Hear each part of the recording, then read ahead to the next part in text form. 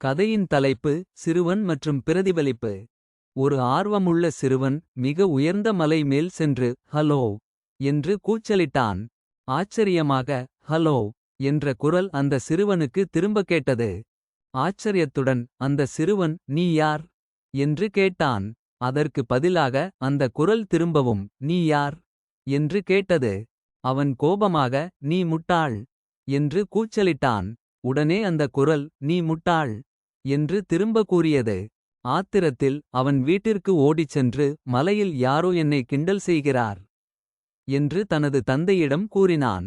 அவன் தந்தை சிரித்துக்கொண்டு அவனை திரும்ப அந்த மலைக்கு அழைத்து சென்றார். இந்த முறை அந்த சிறுவனின் தந்தை நீ அருமையானவன் என்று சத்தமாக அழைத்தார். அதே குரல் திரும்ப நீ அருமையானவன் என்று பதிலளித்தது. தனது மகனிடம் அவர் தந்தை சொன்னார் இதை எக்கோ என்று அழைப்போம். வாழ்க்கையும் இப்படித்தான், நீ தருவது தான் உனக்கு திரும்ப கிடைக்கும். சிறுவன் தற்பொழுது நன்றாக புரிந்துகொண்டான், நாம் நன்மை செய்தால் நன்மையே திரும்பும், தீமை செய்தால் தீமையே திரும்பும் என்று.